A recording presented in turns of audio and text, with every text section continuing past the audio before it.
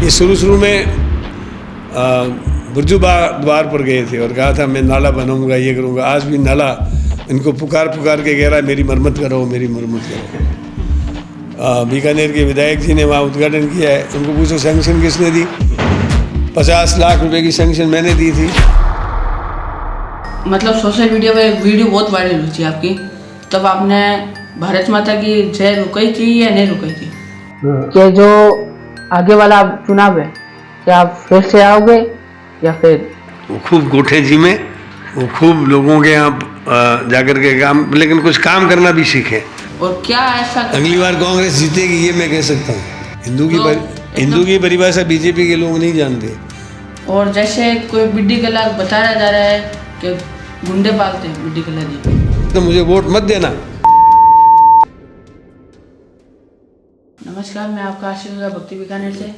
आज हम जो बीकानेर के पश्चिम विधायक भी रह चुके हैं और शिक्षा मंत्री राजस्थान के रह चुके हैं और शिव के परम भक्त मैं बात कर रहा हूँ तो डॉक्टर बी डी कल्ला जी की। आपका हमारे चैनल में बहुत बहुत स्वागत है आपका। धन्यवाद।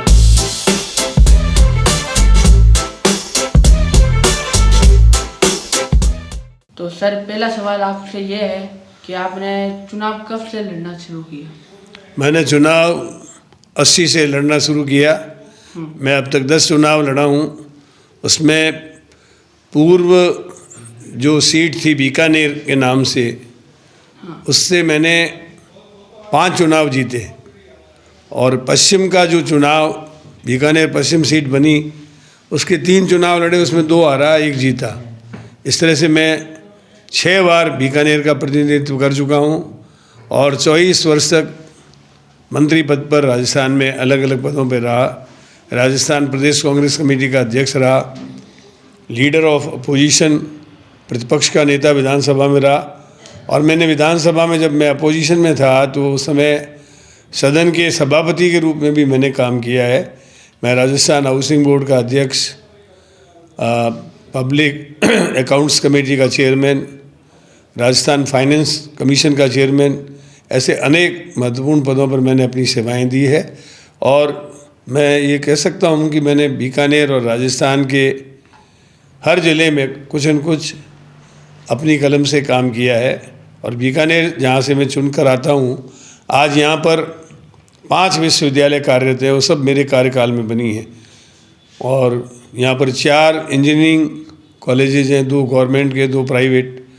इसी प्रकार मेडिकल कॉलेज में पहले 100 सीटें हुआ करती थी, अब उसको बढ़ाकर हमने 250 करवा दिया।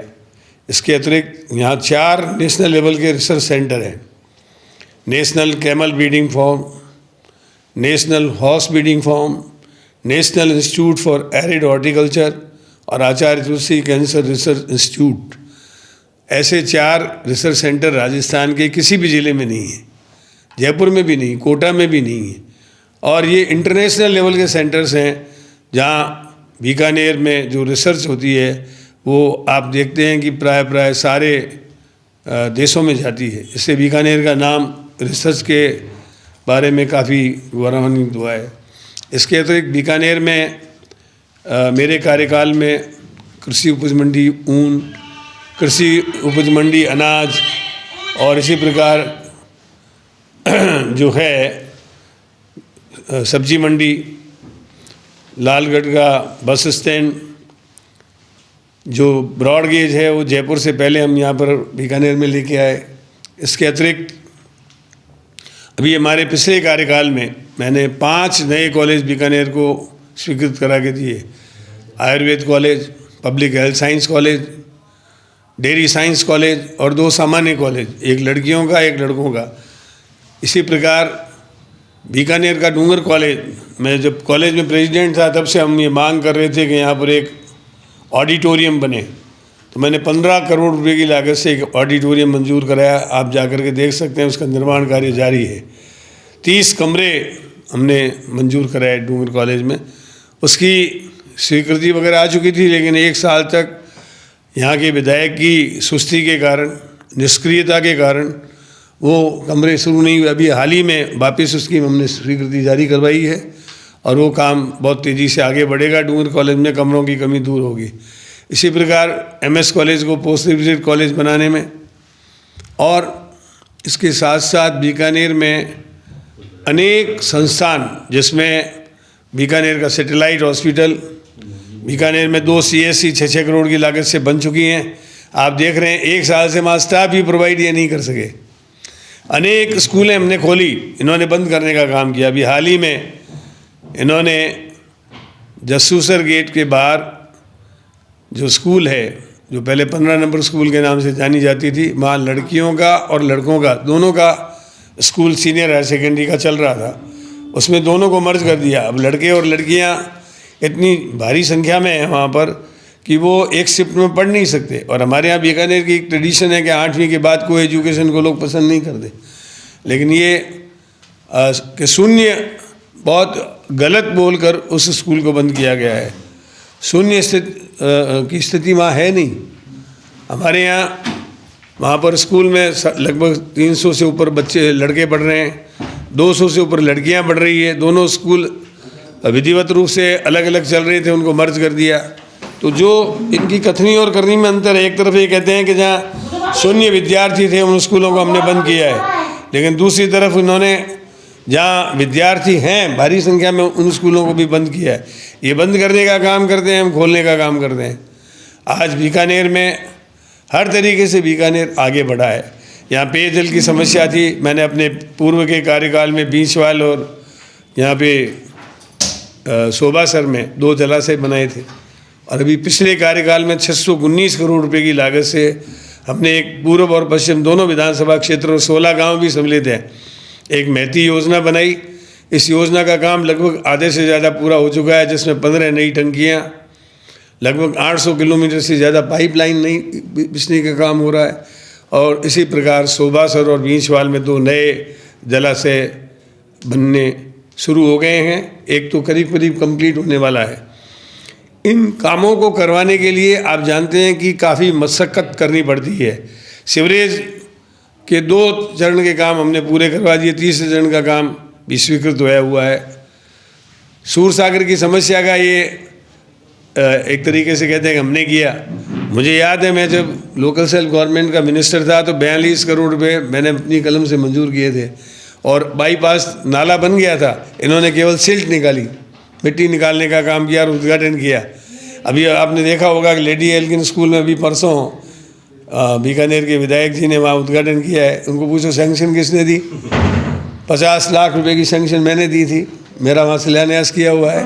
अब वो चूँकि बनने में आदमी समय लगता है, तो इसके लिए नया काम क्या किया उन्होंने? हमने जो सड़कें मंजूर की, इन्होंने आती निरस्त कर दी। अब वापस उन्हीं सड़कों को मंजूर कराया, लेकिन आज तक काम शुरू नहीं हुआ। ये शुरू में बुर्जुबा द्वार पर गए थे और कहा था मैं नाला बनाऊंगा, ये करूंगा। आज भी नाला इनको पुकार के कह रहा है मेरी मरम्मत करो, मेरी मरम्मत करो। कहने का तात्पर्य मेरा ये है कि बात करने में और काम करने में बहुत अंतर है। तो आप हमको ये बताइए, जब आपने चुनाव लड़ा था, आप अगर विधायक नहीं बने हुए होते तो आप क्या काम करते? देखिए, विधायक मैं नहीं होता तो क्या काम कर सकता था? मैं अपने सुझाव दे सकता, लेकिन मेरे पास कलम थी तो मैंने कलम से बीकानेर का, राजस्थान का उत्थान किया। और विधायक बनने से पहले मैं इंदिरा गांधी जी से मिला, जो वहाँ हमारी कांग्रेस की अध्यक्ष थी, और मुझे उनका आशीर्वाद मिला। हमारे यहाँ जो स्थानीय जनप्रतिनिधि थे उनका मुझे सहयोग मिला, और वो ज़माना था यूथ का। मैं 1979 में जो है डूंगर इसमें रामपुरिया कॉलेज में इकोनॉमिक्स पढ़ाता था। उस समय चुनी हुई लोकसभा सदस्य पूर्व प्रधानमंत्री इंदिरा गांधी जी को लोकसभा में एक प्रस्ताव पारित करके हटा दिया था। तो उसके प्रोटेस्ट में मैं सैकड़ों लोगों के साथ जेल गया। उस समय मैं PhD कर रहा था और कॉलेज में पढ़ाता था। तो मैंने ये उचित समझा कि इंदिरा जी के साथ अन्याय हुआ है, तो मैं राजनीतिक जेल 9 दिन की गया। और बिना, चूँकि हम लोगों ने कहा कि हम इंदिरा जी के लिए पूरे समय तक जेल में रह सकते हैं, इनके साथ अन्याय हुआ है, अन्याय के खिलाफ हमने आवाज़ बुलंद की। और उसके बाद 9 दिन बाद हमको बिना शर्त छोड़ दिया गया। फिर मैंने लोकसभा का टिकट मांगा, वो मुझे नहीं मिला। लेकिन उसके 6 महीने बाद जब विधानसभा के चुनाव हुए तो मुझे विधानसभा का टिकट मिला, और उसके बाद मैंने मुड़कर नहीं देखा। मैंने अपनी पीएचडी का जो काम था वो वहीं रोक दिया। 3 चुनाव जीतने के बाद चौथा चुनाव में हार गया था। उस समय मैंने दोबारा रजिस्ट्रेशन कराया, और रजिस्ट्रेशन करा करके मैंने पीएचडी की अपनी उपाधि बीजेपी के राज में ली। तो कुल मिलाकर के मैंने अपने एक एक क्षण का उपयोग किया। मैं राजस्थान के बारे में आपको बताना चाहता हूँ, ख़ास तौर से शिक्षा संकुल जो जवाहरलाल नेहरू मार्ग पर बना हुआ है, उस शिक्षा संकुल की ज़मीन एक स्कूल की थी। और एक दिन जब मैं शिक्षा मंत्री था तो मुक्तिलाल जी मोदी मेरे पास आए। वो कोटपुतली के एमएलए थे। उन्होंने मुझे कहा कि ये स्कूल जो है वो आप गवर्नमेंट इसका अधिग्रहण कर ले। मैंने उनको बहुत समझाया। मैंने कहा आप अच्छा मैनेजमेंट कर रहे हैं, आप इसको चलाइए कि नहीं, आप मुझे भूमाफिया मार देंगे। तो मैंने उनको जो है कागजात लेकर के स्कूल का उसको अधिकृत कर लिया। उसके 2-3 घंटे बाद मेरे पास भूमाफियाओं का फ़ोन आया कि आप जो है 5 करोड़ रुपए की राशि लेकर के और इसको वापस मुक्तिलाल जी को दे दो, हमारी उनसे बातचीत चल रही है, और इसका अधिग्रहण मत करो, नहीं तो हम आपको, और यदि आपने इसका अधिग्रहण कर लिया तो हम आपको गोली मार देंगे और आपके परिवार का नुकसान कर देंगे। मैंने इसकी परवाह नहीं की। मैंने गृह मंत्री को लिखित में रिपोर्ट दी, और आपको जानकर खुशी होगी कि अगले दिन मैंने फाइनेंस सेक्रेटरी, एजुकेशन के सेक्रेटरी, लोकल सेल्फ गवर्नमेंट के सेक्रेटरी और जेडीसी, इन सब को बुला करके एक मीटिंग करके, और उस स्कूल का जो था वो 3 भाग किए। एक में स्कूल जो चल रहा था वो विधिवत रूप से चलेगा, एक में हमारा शिक्षा संकुल बनेगा, और तीसरा भाग जो है उसका ऑक्शन करके उसके पैसे से हमारा शिक्षा संकुल बनेगा। आज वो बिल्डिंग आप जाके देखेंगे तो कम से कम 150 करोड़ रुपए की ज़मीन और बिल्डिंग है, वो सब हमने मुफ्त में बना करके दी। तो कहने का तात्पर्य, हमने केवल बीकानेर का नहीं, राजस्थान का भी भला किया। इंजीनियरिंग कॉलेज खोलने वाले थे तो हमने कोटा में इंजीनियरिंग कॉलेज खोला, अजमेर में इंजीनियरिंग कॉलेज खोला, और फिर बीकानेर में इंजीनियरिंग कॉलेज खोला। बीकानेर का इंजीनियरिंग कॉलेज बीजेपी के राज में बंद हो गया तो मैंने भूख हड़ताल की, और विपक्ष में भी 6 दिन तक भूख हड़ताल करने के बाद सरकार को झुकाया और उस इंजीनियरिंग कॉलेज को टेक्निकल यूनिवर्सिटी को वापस लेकर के आया। एक बार भैरव सिंह जी मुख्यमंत्री थे तो हमारे एलिमेंट्री एजुकेशन के डायरेक्टरेट को उन्होंने जयपुर शिफ्ट कर दिया। मैंने उसका भी विरोध किया, और प्रेसिडेंट रूल में चन्ना रेड्डी जी जब यहाँ के गवर्नर थे उनसे कह करके वापस एलिमेंट्री के डायरेक्टरेट को मैं बीकानेर लेके आया। तो हमने बीकानेर की पक्ष और विपक्ष जब भी जिस जगह पे भी हम रहे हैं लोकतंत्र में, मैंने बीकानेर के अधिकार और हक की पूरी रक्षा की है। तो सर आप ये बताइए कि बीकानेर के लिए आपने शिक्षा रूप मंत्री भी रह चुके हैं, तो स्कूलों में आपने शिक्षा रूप में क्या क्या दान किया, या फिर क्या क्या सरकार से आपके पास आया जो आपने सरकार को दिया, और वो आज भी अगर माने तो काम में आ रही है? बीकानेर में, बीकानेर ज़िले में, बीकानेर शहर में जहाँ जहाँ स्कूल की आवश्यकता थी हमने स्कूलें खोली। प्राइमरी स्कूलों को मिडिल स्कूल बनाया, मिडिल स्कूलों को सीनियर हायर सेकेंडरी स्कूल बनाया, फिर इंग्लिश मीडियम के स्कूल खोले। आज हमारे विद्यार्थी जो है आरएएस और आईएएस में नहीं आते हैं। उसका कारण ये है कि हमारी जो बेसिक प्राइमरी एजुकेशन है वो कमज़ोर है। इसको सुदृढ़ करने के लिए मैंने, जब मैं पहले शिक्षा मंत्री था तो मैंने 3री कक्षा से अंग्रेजी की पढ़ाई शुरू की, और उसके बाद उसी फाइल में मैंने लिख दिया कि आने वाले 2 वर्ष के बाद 1ली कक्षा से अंग्रेजी की पढ़ाई शुरू कर दी जाए। बीजेपी का राज हमारे बाद में आया, उन्होंने तो इस पर गौर नहीं किया, लेकिन मास्टर भंवरलाल जी जब शिक्षा मंत्री बने उन्होंने मेरी फाइल को बढ़ा और उन्होंने तुरंत 1ली क्लास से अंग्रेजी की पढ़ाई शुरू कर दी। और अब हमारा जो पिछला कार्यकाल थे उसमें हमारे अध्यक्ष डोटासरा जी जब शिक्षा मंत्री थे उन्होंने Mahatma Gandhi English medium school खोले, उसको फिर मैंने आगे बढ़ाया, और आज आप देखते हो गांव-गांव में महात्मा गांधी इंग्लिश मीडियम के स्कूल खुले हैं। उससे गांव के बच्चे जो हमारे सन ऑफ द सॉइल हैं वो आगे आएंगे, वो आईएएस बनेंगे, और जब धरती पुत्र वहाँ पर आगे आएंगे तो उनको पता लगेगा कि राजस्थान का डेवलपमेंट कैसे करना है, गांव की क्या समस्या है, ढाणी की क्या समस्या है, खेत की क्या समस्या है, वार्ड की क्या समस्या है, उनका भान होगा, तभी जाकर के राजस्थान जो है चहुमुखी विकास के पथ पर पथारूढ़ होगा। तो सर आप ये बताइए, आपने बीकानेर के लिए ऐसा क्या काम किया जो अभी तक ये नेता नहीं, जो नए नेता है वो अभी तक नहीं कर पाए, और जो आज भी अगर अब देखे तो काम आ रहा है बीकानेर के लिए? सबसे पहले तो पीने के पानी की समस्या का, जैसा मैंने आपको बताया कि यहाँ पीने के पानी की भयंकर कमी थी, कुएं सूख रहे थे। हमने यहाँ पर नए 60 कुएं खोदे बीकानेर में। हाँ। इसके अलावा सोबासर और बीचवाल में मैंने जैसा बताया 2 रिजर्वायर बनाए, 3 फिल्टर प्लांट बनाए, और अभी सेकंड फेज में हमने 619 करोड़ की पेयजल योजना, पानी सबसे बड़ी आवश्यकता है हवा के बाद, तो पानी की समस्या हल की। फिर एजुकेशन का हब बना। आज जो कोर्स बीकानेर में हैं वो राजस्थान में कहीं भी नहीं है। जैसे वेटनरी यूनिवर्सिटी जो है हमारे बीकानेर में है, राजस्थान में कहाँ है? इसलिए एग्रो बिजनेस मैनेजमेंट बीकानेर में और कहीं नहीं है। जियोलॉजी का कोर्स हमारे यहाँ है या उदयपुर में है, लेकिन वहाँ पर वेटनरी यूनिवर्सिटी नहीं है, वहाँ एग्रो बिजनेस मैनेजमेंट नहीं है। यहाँ सारे कोर्सेज हमने बीकानेर में प्राय शुरू किए हैं, और बीकानेर चहुमुखी विकास के पथ पर आगे बढ़ा है। एजुकेशन में बीकानेर आगे, रिसर्च में बीकानेर आगे, मेडिकल कॉलेज की जो हमारी अंडर ग्रेजुएट शिक्षा है वो राजस्थान में सबसे नंबर 1 है।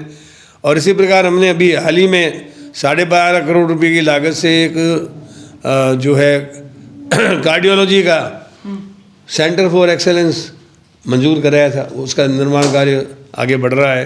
अभी 60 करोड़ रुपए की लागत से नापासर का एक ट्रस्ट है बूंदड़ा जी का, उस ट्रस्ट के माध्यम से हम वहाँ पर काफ़ी बड़ा काम करवा रहे हैं। जो मेडिकल कॉलेज के सामने आप मल्टी स्टोरी बिल्डिंग देख रहे हैं, वो मेरे कमरे में ही MOU हुआ उसका, और वो जब बन जाएगी तो 560 बेड का मेडिकल वार्ड तैयार हो जाएगा, और उससे बीकानेर के लोगों की सेवा होगी। 120 करोड़ रुपए की लागत से मल्टी स्पेशलिटी यूनिट जो बनी है मेडिकल कॉलेज के बगल में, वो भी हमारे कार्यकाल की देन है। ऐसे ही सैटेलाइट हॉस्पिटल में लगभग 3-3.5 करोड़ के काम हमने मंजूर करे, जिला अस्पताल जो धर्मकांटे के पास में है। तो चप्पे चप्पे पर हमने बीकानेर में काम किया है। लेकिन मैं समझता हूँ कि अभी 1 साल से जो हमारे काम किए हुए हैं उनमें स्टाफ भी ये प्रोवाइड नहीं करा पा रहे हैं। सही है। जैसे अभी हम जेठानंद जी का इंटरव्यू लेके आए थे, तो वहाँ पे कह रहे थे कि आपने इनके ऊपर एक आरोप लगाया है कि ये कुछ काम नहीं करेगा, ये सिर्फ गोठों में जा रहा है। तो ये आपने आरोप लगाया है या नहीं लगाया? आरोप तो जनता देख रही है, मैंने कोई आरोप नहीं लगाया। जनता देख रही है कि वो क्या कर रहे हैं। वो आपका नाम लेके हमको बताए कि इन्होंने आरोप लगाया कि जेठानंद तो पूरे दिन गोठों में जाता रहता है। तो इन्होंने ये कहा हमको कि ये बीकानेर की संस्कृति है, तो मेरे को सुधारना पड़ेगा। विकास नेता ने लगाया, आपने लगाया इनके ऊपर? मैंने तो कोई आरोप नहीं लगाया। वो खूब गोठे जी में, वो खूब लोगों के यहाँ जाकर के काम, लेकिन कुछ काम करना भी सीखें, बीकानेर के हित का काम भी करें तो उससे अच्छा रहेगा। क्योंकि कार्यकाल 1 साल का तो निकल गया, अब 1 साल में क्या काम किया, कौन सी स्कूलें खुलवाई, कौन सा डेवलपमेंट किया, कौन सा स्टाफ यहाँ स्वीकृत कराया, कौन से लोगों को नौकरियाँ दी, जो हैं उनको हटा और रहे हैं। अभी राजस्थान के इलेक्ट्रिसिटी डिपार्टमेंट में जो ट्रांसफ़र हुए वो सारे ज़िलों के कैंसिल हो गए, लेकिन आज यहाँ पर जो 50 से अधिक ट्रांसफ़र हुए में इसमें एक भी कैंसिल नहीं हुआ, और सारे बीकानेर के लोग बाहर चले गए, पद खाली पड़े हैं। तो ऐसी स्थिति में ऐसा लगता है कि जो विधायक का एक कार्य होता है और विधायी कार्य होता है, उसमें उनको और मेहनत करने की आवश्यकता है। तो सर आप हमको ये बताइए कि जो बीकानेर के 3rd क्लास के जो टीचर थे, आपके टाइम इनको ट्रांसफर नहीं हुआ था, अब के ज़माने में ट्रांसफर हो रहा है, जो नए नेता है इनके ट्रांसफर हो रहे हैं, इनके बारे में आपका क्या कहना है? ट्रांसफर शिक्षा विभाग में भी तो प्रतिबंध है। हमारे वक्त में हम नीति बना रहे थे। देखिए 3rd ग्रेड के जो टीचर्स होते हैं ना, उनका जिले वाइज सिलेक्शन होता है। अच्छा। और ये बात सही है कि कई लोगों की बहुत परेशानी होती है, जैसे कैंसर पेशेंट है, असाध्य रोग हैं, ऐसे लोगों के बारे में हमने नीति बनाई थी। अलग अलग राज्यों में क्या नीति है उसको लेकर के, वो करीब करीब फाइनल होने वाली थी, इस वक्त चुनाव आ गए, तो अब इनको नीति बना करके काम करना चाहिए। तो सर आप ये बताइए अब कि जो आगे वाला चुनाव है, क्या आप फिर से आओगे या फिर? ये पार्टी पे डिपेंड करता है। अच्छा। मतलब आप टिकट लेके आओगे फिर? मैं क्या कह रहा हूँ, ये तो पार्टी पे डिपेंड करता है। हाँ। पार्टी किसको टिकट देती है। किसी पार्टी यदि मेरे को उचित समझती है कि नहीं, आप जैसे धारीवाल जी ने भी कहा था कि मेरे लड़के को टिकट दे दो, तो उन्होंने कहा लड़के को नहीं देंगे, आपको ही देंगे। तो यदि पार्टी किसी यूथ को देगी तो हम उसका समर्थन कर देंगे। और पार्टी ये समझती है कि नहीं, आपको ही लड़ना पड़ेगा, तो मैं ये आप ये बताइए, जो अगला चुनाव भी आ रहा है, हाँ, तो इनके बारे में आपका क्या सोच है और क्या ऐसा अगली बार कांग्रेस जीतेगी ये मैं कह सकता हूँ। और हिंदू के लिए आपने क्या कहना है? हिंदू की परिभाषा बीजेपी के लोग नहीं जानते। विधानसभा में सांवलिया जी का मंदिर और श्रीनाथ जी का मंदिर, इन दोनों का बिल आया था। तो मैंने सबसे पहले पूछा धर्म की क्या परिभाषा है, तो उन्होंने कहा, सब पक्ष और विपक्ष के लोगों ने कहा कि बीडी कल्ला जी आप बताओ। तो मैंने कहा धार्येति इति धर्म, जो आप सर्टेन डिसिप्लिन धारण कर लो वो आपका धर्म हो गया। जैसे मैं ये कहता हूँ कि मैं तो संध्या वंदन करके ही खाना खाऊंगा तो मेरा धर्म हो गया। कोई कहता है मैं तो तेजा जी महाराज की पूजा करके खाना खाऊंगा, कोई कहता है मैं गुरु ग्रंथ साहब का पाठ करके खाना खाऊंगा, कोई कहता है मैं श्रीनाथ जी की पूजा करके खाना खाऊंगा, कोई कहता है मैं रुद्राभिषेक करके खाना खाऊंगा, कोई कहता है मैं प्रेयर करके खाना खाऊंगा। जो सर्टेन डिसिप्लिन आप धारण कर लो वही आपका धर्म हो गया। फिर मैंने ये कहा कि श्रीमद् भागवत ये कहता है कि सत्यम परम धीमहि, सत्य ही सबसे बड़ा धर्म है। और अंग्रेज लोग भी कहते हैं ट्रुथ इज गॉड, सत्य ही ईश्वर है। इसलिए ये परिभाषा देने के बाद किसी ने कोई क्रॉस क्वेश्चन नहीं किया। फिर 10-1 मिनट बाद मैंने कहा हिंदू की क्या परिभाषा है, हिंदू किसे कहते हैं। तो आज के विधानसभा के अध्यक्ष देवनानी जी खड़े हुए और उन्होंने कहा जो भारत भूमि को धर्म भूमि और कर्म भूमि माने वो हिंदू है। मैंने कहा गलत, सबकी कर्म भूमि भारत है और सबकी धर्म भूमि भारत है। सबके मंदिर मस्जिद गुरुद्वारे यहाँ बने हुए हैं। तो धर्म भूमि भी भारत और कर्म यही करते हैं, नौकरी करते हैं, कोई रोजगार करता है, कोई व्यवसाय करता है, कोई मजदूरी करता है, तो सबकी कर्म भूमि भी भारत है। तो सारे जो है इस परिभाषा में नहीं आते।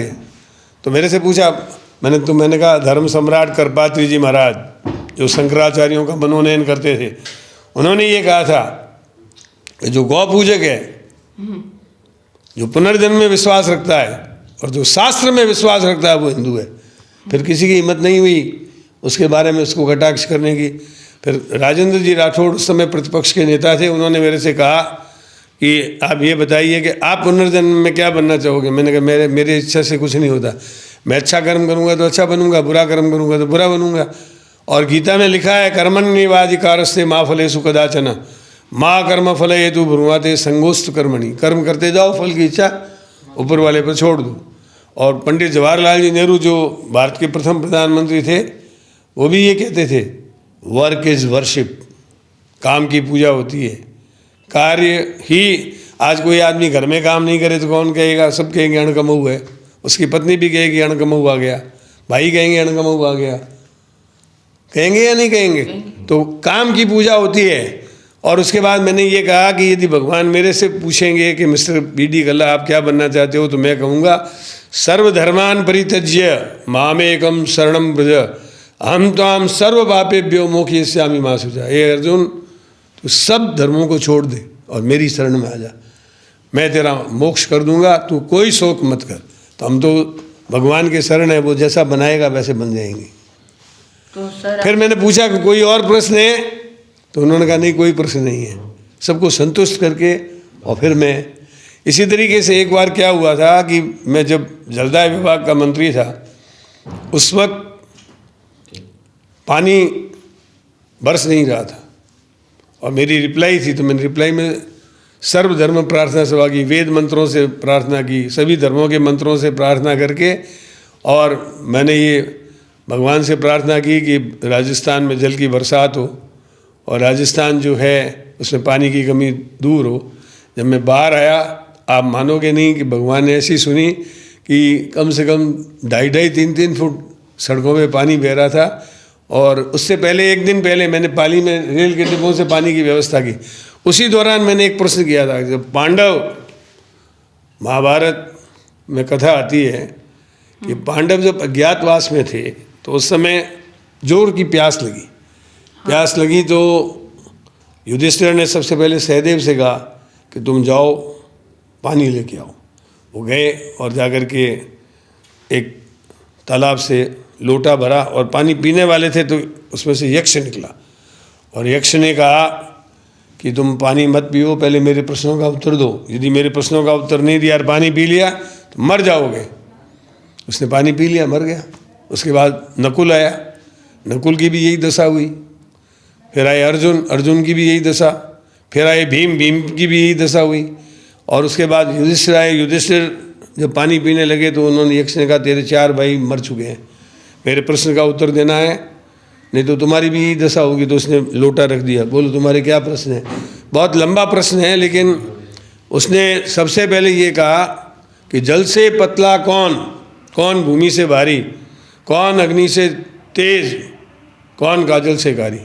और मैं बैठ गया। बैठने के बाद पूरी विधानसभा में सन्नाटा हो गया, एकदम पिन ड्रॉप साइलेंस। उसके बाद एक आदमी जो बिल्कुल उदयपुर ग्रामीण से आया था, वो अनूप जालोटा का भजन सुनता था, ऐसा मुझे लगता है। तो उसने कहा जल से पतला ज्ञान, पाप भूमि से भारी, क्रोध अग्नि से तेज। चौथा भूल गया, कल्ला जी आप बताएं। तब मैंने पूरी विधानसभा को ये बताया, जल से पतला ज्ञान, पाप भूमि से भारी, माता भूमि से भारी, और क्रोध अग्नि से तेज, कलंक काजल से कारी। आज कोई बड़े से बड़ा आदमी अरबपति है और उसमें ये लग गया कि इसने चोरी की है, तो चाहे वो कितना ही धनपति बन जाए, लेकिन लोग कहेंगे साला चोरी करता था, कलंक लग गया। किसी ने अपराध किया है, फिर वो चाहे कितना ही धर्मात्मा बन जाए, लोग कहते साला अपराधी है। कहते हैं या नहीं कहते? कलंक काजल से काला होता है। तो कुल मिलाकर के विधानसभा में बराबर हमने धर्म के मामलों में, मुझे भैरव सिंह जी शेखावत अपनी पार्टी के लोगों से कहते थे कि बीडी कल्ला जो है, इससे धर्म के बारे में चर्चा मत करना, तुम इसके मुकाबले में जो जानते नहीं हो। वो बड़ी इज्जत करते थे पार्लियामेंटेरियन के नाते। तो सर आपके ऊपर एक आरोप लगाया, तब अभी विधानसभा में गया, मतलब अभी चुनाव गया था, तब आपके ऊपर 5-6 आरोप लगे। हाँ बताओ। जैसे पहला आरोप, जसर गेट पर गोली चली थी तो वो अंदर गया और जो विपक्ष के नेता है उनको कहा था, आपने दूसरे दिन ही उसको छुड़ा दिया। वो नेता जी, इसके बारे में आपका क्या कहना है कि वो सही है या गलत है? गलत है। आपने नहीं, जैसे वहाँ पे गोली चली, फिर वो रात को चल गया, वो तो सुबह आ गया पाछा बाहर। मेरे को इस पूरी घटना के बारे में कोई जानकारी नहीं है, ना मैंने इसमें कोई मदद करी हो। किसी को जोड़ तोड़ के कर दें, कोई बात कहते हैं, उससे कोई तथ्य ही नहीं बात है। हाँ। और जैसे कोई बिड्डी कल्ला बताया जा रहा है कि गुंडे पालते हैं बिड्डी कल्ला जी। मैंने कहा मैं कम से कम 10 चुनाव लड़ा हूँ। हाँ। किस गुंडे को पाला? मेरे वक्त में कानून और व्यवस्था की स्थिति बीकानेर में सामान्य थी, आज सामान्य स्थिति नहीं है। जो लूट खसोट हो रही है, नशे की प्रवृत्ति बढ़ रही है, कानून और व्यवस्था चौपट हो रहा है, इसके दोषी कौन है? वर्तमान विधायक हैं। मेरे वक्त में कोई गुंडागर्दी नहीं थी। मेरे वक्त में बल्कि किसी ने भी गुंडागर्दी करने की कोशिश की तो मैंने उसको रोका है। हाँ। मैं जो पीड़ित पक्ष का हिमायती रहा हूँ, मैंने कभी भी गुंडों को प्रोत्साहन नहीं दिया। तो सर एक मतलब सोशल मीडिया पे वीडियो बहुत वायरल हुई थी आपकी, तब आपने भारत माता की जय रुकाई थी या नहीं रुकाई थी? मुझे बड़ा अफसोस होता है कि भारतीय जनता पार्टी के लोगों ने प्रधानमंत्री जी और गृह मंत्री से असत्य बुलवा दिया। प्रधानमंत्री तक पहुंच चुकी है। ऐसा है कि मेरे को जब टिकट मेरा कट गया था, उस समय मैं यहाँ आया तो 10-15 हज़ार लोगों की भीड़ ने मुझे ये कहा कि तुमको इंडिपेंडेंट चुनाव लड़ना पड़ेगा। तो मैंने कहा मैं चुनाव नहीं लड़ूंगा। मैं जिस पार्टी ने जिसको ये हाथ का फोटो ले लिया उन्होंने, और एक आदमी से भारत माता की जय बोला दी और कहा कि देखो ये भारत माता की जय बोलने से मना कर रहा है। कोई सोच सकता है? और मैंने इशू बना लिया। मैंने कहा यदि मैंने भारत माता की जय बोलने से मना किया तो मुझे वोट मत देना, और यदि ये असत्य बोल रहे हैं तो वोट का हकदार मैं चुनाव जीता। तो इसलिए झूठ के पैर नहीं होते हैं। सही है। जैसे अभी प्रधानमंत्री है हमारे, तो इनके बारे में आपका क्या कहना है और क्या राय है इनके बारे में? ऐसा है, क्या वो काम प्रधानमंत्री जी के प्रधानमंत्री जी की कथनी और करनी में अंतर है। उन्होंने ये कहा था कि हम 15 लाख रुपया हर एक के खाते में डालेंगे, 15 पैसे ही नहीं आए। उन्होंने कहा था हम 2 करोड़ लोगों को प्रतिवर्ष रोजगार देंगे, मिल गया क्या रोजगार? आज महंगाई, बेरोजगारी सबसे बड़ी समस्या है। सही है। और जिस तरीके से डीजल, पेट्रोल और गैस के दाम बढ़े हैं, उससे महंगाई बढ़ गई। सरकार महंगाई बढ़ा रही है। तो मैं समझता हूँ कि आज सबसे बड़ा ध्यान केंद्रीय सरकार को इस बात पर देना चाहिए कि महंगाई कम हो, बेरोजगारी घटे और देश में नौजवानों को रोजगार मिले। जैसे सर आपने ऐसा कोरोना आया था अभी पिछले बहुत पहले, ऐसा आप तब विधायक थे, शिक्षा मंत्री भी थे, तो ऐसा क्या काम किया जो कोरोना में सबके काम आया और सबकी भलाई हुई, जो मीडियम क्लास लोग हैं? ऐसा है, कोरोना में बीकानेर से रोज मैं सवेरे शाम बात करता था कलेक्टर से। हाँ। और जो जो यहाँ रोगी थे उनकी सार संभाल लेते थे, हमारे वॉलेंटियर्स जाते थे। और यहाँ पर हमारे कांग्रेस के कार्यकर्ताओं ने खूब काम किया और उन्होंने घर घर राशन पहुँचाया जो गरीब लोग थे। कई जगह रसोइयाँ चलाई और काम किया। पानी की व्यवस्था लोगों के घरों में की। जयपुर में जो भी लोग आते थे, मैं एक उदाहरण देता हूँ कि एक गट्टानी परिवार के व्यक्ति महात्मा गांधी हॉस्पिटल में भर्ती हुए। महात्मा गांधी वालों ने कहा कि आप इसको वेदांता ले चलो। वेदांता गए, 46 लाख रुपए खर्च हुए और उनकी ज़िंदगी नहीं बची। उसके बाद मेरे पास जब भी कोई बीकानेर का फ़ोन आता था कि हमारे परिवार के लोगों को आप ESCC में या एस्कॉर्ट फोर्टिस में भर्ती कर दो, मैं कहता हूँ कि नहीं, RUHS जो गवर्नमेंट का हॉस्पिटल है उसमें भर्ती करो। तो सैकड़ों लोगों को हमने वहाँ पे भर्ती कराया, बिना पैसे के उनका इलाज करा के ठीक करके भेजा। मैं स्वयं लोगों से बराबर मिलता रहा। उसके कारण मेरे को 2 बार कोविड हो गया। मैं कम से कम 3-4 दिन तक ऑक्सीजन पे रहा। मेरी सेवाओं के कारण आज मैं आपके सामने बचा हुआ हूँ, लेकिन मैं भी कोविड में शहीद हो जाता। तो इसलिए हम लोगों ने तो सेवा की है। हमारा कर्म है सेवा, हमारा धर्म है सेवा, हमारा ईमान है सेवा। तो सर आप हमको ये बताइए, जैसे आपने बहुत जगह हॉल बनाए, घर बनाया, लोगों को घर भी दिया और हॉल भी बनाया जो आज भी अगर काम आ रहे हैं, ऐसा कोई हॉल बताइए जो अभी भी आज अगर देख रहे हैं तो वो भी काम आ रहा है, और ऐसा कोई हॉल बताइए जो अभी बड़ा भी है। 100 अलग अलग जातियों के हमने सामुदायिक भवन बनाए हैं। हाँ। उसमें हॉल भी हैं, कमरे भी हैं, अलग अलग जातियों के हैं। और उसके अलावा ये जो आपका रविंद्र रंगमंच है, इसमें मैंने विधायक कोटे से लगभग जो हमारे को बॉर्डर एरिया डेवलपमेंट में विधायक कोटा मिलता था, उससे कम से कम 3 करोड़ रुपये दिलवाए हैं, तब ये रविंद्र मंच बना है। और मतलब अनेक सामुदायिक भवन है, उनमें आप चाहे सूरदासानी बगीची देख लीजिए, चाहे रंगोलई वाला भवन देख लीजिए, अथवा आपके जोशी भवन देख लीजिए, वाल्मीकि समाज के भवन देख लीजिए। इवन हर जाति के हमने भवन बनाने की कोशिश की और कई स्कूलों की 4 दीवानियाँ बनाई। हर जगह मतलब कम से कम हमने कोई न कोई काम किया है। लेकिन स्विमिंग पूल बनाया यहाँ पे MM स्कूल में। अभी ये MM स्कूल में जो लाइटिंग अभी लगी हुई है, ये भी मैंने अपने पिछले कार्यकाल में मंजूर की। हर जगह काम किया है, हर जगह विकास के दस्तखत हैं। लेकिन मैं समझता हूँ कि इन्होंने 1 साल में क्या किया, एक प्राइमरी स्कूल भी नहीं खुलवा सके। तो सर ये आखिरी सवाल है आपसे, जैसे अभी पिछले चुनाव में जनता का झुकाव आपकी तरफ था और जो विपक्ष नेता थे वो 20,000 प्लस वोटों से जीते, तो ये क्या किस कारण से हुआ और किस वजह से हुआ, ये आखिरी सवाल है। फिर देखिए, राम भद्राचार्य जी महाराज यहाँ पर आए। हाँ। उनसे मैं भी मिला, ये भी मिले मेरे सामने ही। उन्होंने देखा, मैं तो चला गया। प्रवचनों में कहा कि कमल का फूल जो है वो ब्रह्मा जी के चढ़ता है, आप संकल्प लो कमल का फूल को वोट देंगे। तो ये एक तरीके से उन्होंने धार्मिक भावनाओं को एक्सप्लॉइट किया। बाकी बीकानेर के सब लोग जानते हैं कि वर्तमान विधायक से मैं ज़्यादा धार्मिक हूँ। मैं नियमित रूप से पूजा पाठी आदमी हूँ, लेकिन इसके बावजूद वो महाराज की वो ताज़ा था। बहुत से पुरुष स्त्रियाँ वहाँ जाते थे। उन्होंने देखा ठीक है, कला जी को तो वोट देती हैं, इस बार इनको दे दें। तो धार्मिक भावनाओं को एक्सप्लॉइट करके जो है ये आगे। बाकी इनको मैंने एक बार पूछा था कि आरती कैसे करते हैं, इनको आरती का क्रम भी पता नहीं है। जब ये आज से कोई समझ लीजिए 7.5 साल पहले चाइना स्कूल में एक फंक्शन में ये भी आए थे, मैं पहली बार उनसे मुलाकात की। मैंने कहा आप ये महाआरती करते हैं, आरती कैसे करते हैं? तो उन्होंने कहा इतना पढ़ा हुआ नहीं हूँ। मैंने कहा क्या पढ़े हुए हो? MA LLB। देखिए अंगूठा छाप व्यक्ति भी आरती करना जानता है कि कैसे आरती की जाती है, कितनी बार चरणों में, कितनी बार नाभि पे, कितनी बार मुखारबिंद में, कितनी बार पूरे आवरण पर।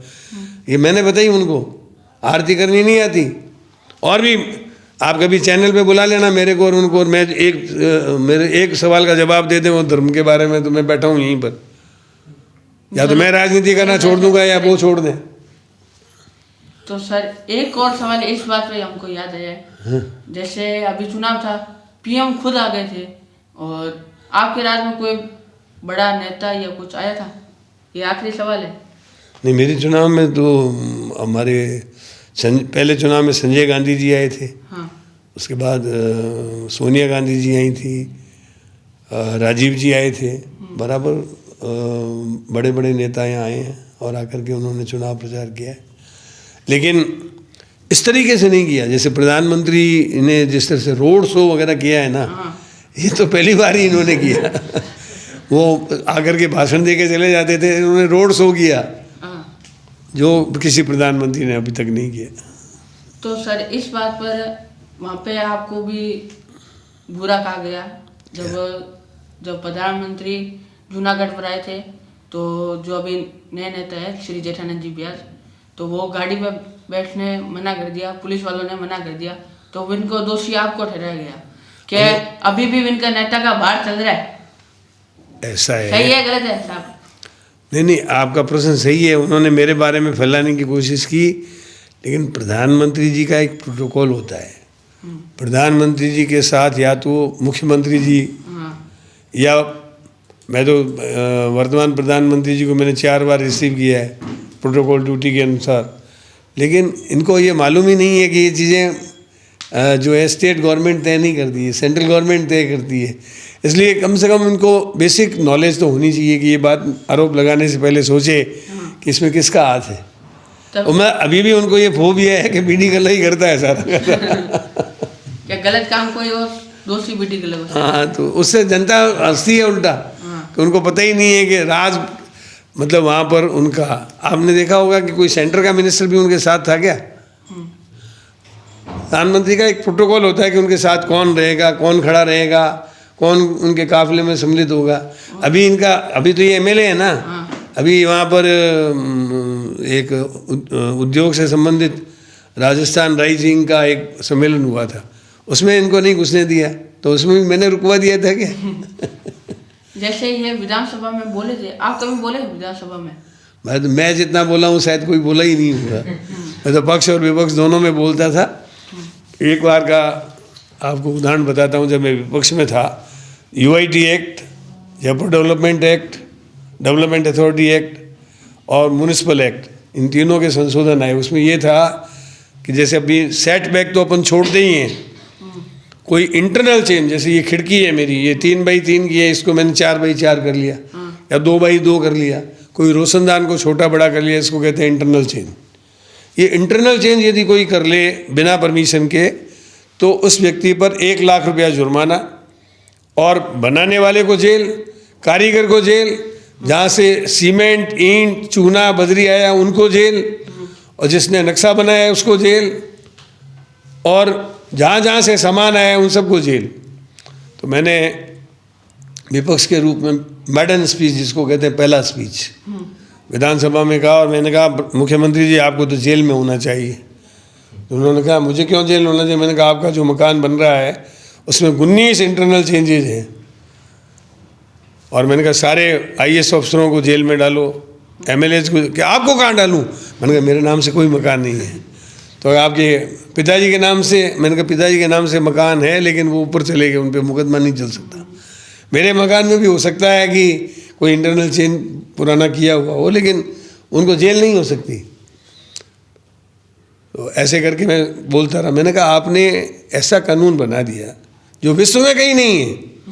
मैंने उस दिन रात भर, जीवन में जितनी पढ़ाई कभी नहीं की उतनी पूरी रात भर मैं पूरे विश्व के देशों के जो है देखता रहा कि कहाँ कहाँ क्या प्रावधान। एक स्पेन और एक और देश है जिसका नाम अभी मुझे याद नहीं है, मैंने कहा वहाँ पर केवल फाइन लगाने का प्रावधान है, जेल नहीं है, और वो भी केवल मकान मालिक पर। आज कोई गाड़े वाला आया है जो मजदूर है, कारीगर है, उसको क्या पता कि इसने परमिशन ली है या नहीं ली है। आप देखिए 35 मिनट बाद उन्होंने खड़े होकर के कहा कि मैं इन तीनों को विड्रॉ करता हूँ। तो हमने तो ऐसे ऐसे काम किए हुए हैं कि विपक्ष में रहकर, फिर उसके 2 दिन बाद फिर 3 बिल आए, राजस्थान एग्रीकल्चर यूनिवर्सिटी बीकानेर, उसके बाद आपके जयनारायण विश्वविद्यालय जोधपुर का नाम हटा दिया, बीकानेर का नाम हटा दिया, और मोहनलाल सुखाड़िया विश्वविद्यालय उदयपुर से उदयपुर का नाम हटा दिया। तो मैंने इसकी डाक को कहाँ भेजोगे? मैं पूरी इतनी बड़ी किताब यूनिवर्सिटियों की जो डिक्शनरी थी वो लेके गया। मैंने कहा इसमें बताओ कि आप केवल रविंद्र विश्व भारती के अलावा सारी विश्वविद्यालयों के आगे उसका नाम है, आप डाक कहाँ भेजोगे? राजस्थान कृषि विश्वविद्यालय राजस्थान, इसकी डाक कहाँ भेजोगे? तो उन 3 बिलों को भी विड्रॉ करना पड़ा। तो हमने तो विपक्ष में रह के भी काम किया है और पक्ष में रह के तो काम किया ही है। जैसे हमने जाना कि इन्होंने डॉक्टर बी डी कल्ला जी ने हमको बताया कि क्या कुछ है, और हम कोशिश करेंगे कि आपके सामने हम जेठानंद जी को बैठाएं और आपस में कोई भी बात हो तो हम सुझाव देंगे। आप हमारे साथ जुड़े रहिए। धन्यवाद।